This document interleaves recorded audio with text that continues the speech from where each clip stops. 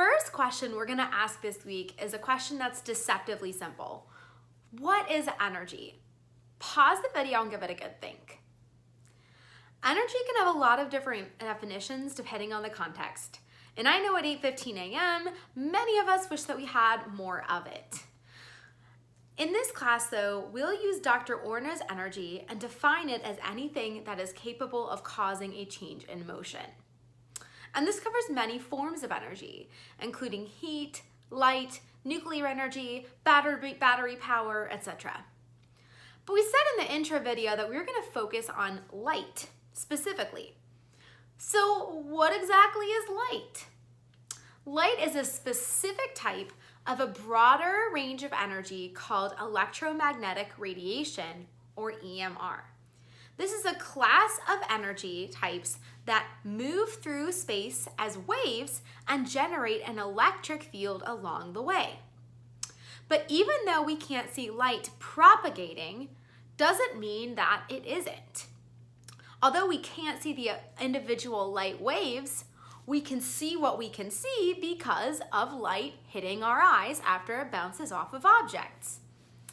In fact, light moves very quickly at a speed of 2.998 times 10 to the 8 meters per second. This number is so important that we give it its own symbol, lowercase c. But to understand and talk about the physical properties of light, we have to understand waves. So let's take a look at some of the property of waves. First of all, the height of the wave, as indicated by these arrows, is the amplitude. The tip top of the wave is the crest, while the bottom part is the trough. Crests and troughs are super important because they're the foundation for arguably the most important characteristic of waves. The distance between two crests or two troughs is known as the wavelength, which is a distance that is measured in meters. Now, the wave we have here is a snapshot of a wave. It's in 2 dimensions and doesn't appear to be moving. But in the reality, the wave is continuously propagating or moving forward. The measure of this property is called the frequency. Definition-wise, the frequency is the number of crests or troughs that pass through a same point in a second. The unit is 1/second, second to the -1, or per second. We also use the term hertz, or capital H lowercase z, to mean 1/second. The implication here is that it's the number of cycles that occur or peaks that pass per unit time, in this case, second. The frequency and the wavelength have an inverse relationship. If a wavelength is smaller, the peaks will be closer together, and therefore more peaks will be able to pass through one point in a second, like the wave on the top right of this diagram. If the peaks are further apart because the wave has a bigger wavelength, then the frequency will decrease because fewer peaks will be able to pass through a given point per second, like the waves on the bottom right of this figure. We have a chemical relationship between these two properties, and they are related to each other through the speed of light.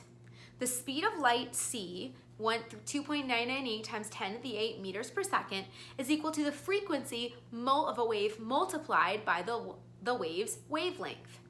The unit wavelength, m, multiplied by the units of frequency, 1/s, give us meters per second, or a rate, or a speed, the speed of light. So as long as we know one quantity, the wavelength or the frequency, we can figure out the other, because their product is always equal. Now, let's practice manipulating this equation. The city of Charlotte placed traffic alerts on an AM radio station with a frequency of 1,110 kilohertz.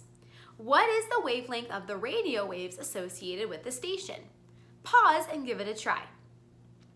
The first step is rearranging the equation to solve for the wavelength. We can rearrange and divide by c. We can divide c by frequency to solve for the wavelength. But first, we have to make some changes. First, we're in kilohertz and we need to convert to hertz. The multiplier k is the metric system multiplier for 1,000. So if we set up our conversion, we'll end up multiplying our value in kilohertz by 1,000 to get a frequency of 1.1 times 10 to the 6 hertz. Now, We plug this in and we get 2.998 times 10 to the 8 meters per second divided by 1.11 times 10 to the 6 per second. Seconds cancel and we end up with a wavelength of around 270 meters. For reference, that's the length of almost 3 football fields, which is pretty long. The wavelength is super important because it determines the properties of the wave. What do I mean by this? Well, remember when I said that light as we know it is only one type of electromagnetic radiation? There's a whole range of different types of electromagnetic radiation. And the identity and properties of the radiation are determined by its wavelength. An illustration here organizes the different types of waves by wavelength in your skeleton notes.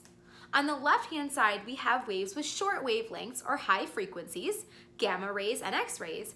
To the right, where we have waves with long wavelengths or small frequencies, like radio and TV waves. For the vast majority of the spectrum, we can see or feel the effects, e.g. we've seen images taken with X-rays, we listen to radio stations, and we heat up our food in a microwave.